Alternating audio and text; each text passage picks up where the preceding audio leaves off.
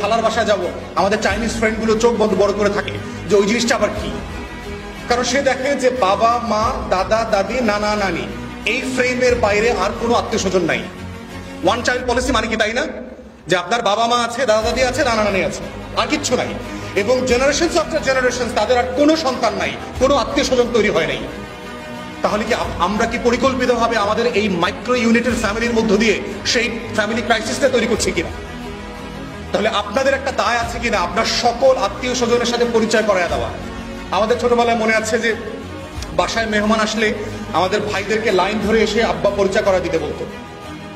পরিচয় করতে পর্যন্ত পারে না। একটা ছেলে মেয়ে দেখবেন বাংলাদেশে ম্যাট্রিক ইন্টার করেছে, হ্যান্ডশেক করার পরে কি বলতে হবে কি করতে হবে অনেক লাজুক চুপচাপ। একটা মুরব্বী মানুষ কথা বলছে, মানে সে কি করবে, মানে যেটা হ্যান্ডশেক করলো, একটা লোকের সাথে দেখা হইলো, হ্যাঁ কি আছে ঠিক আছে আসতে বলছে তো আসলাম, আচ্ছা চলে যাই। মানে আপনি কখনো শেখাইছেন তাকে যে মেহমান আসলে কিভাবে কথা বলতে হয়, কিভাবে পরিচয় দিতে হয়, কিভাবে নাম বলতে হয়?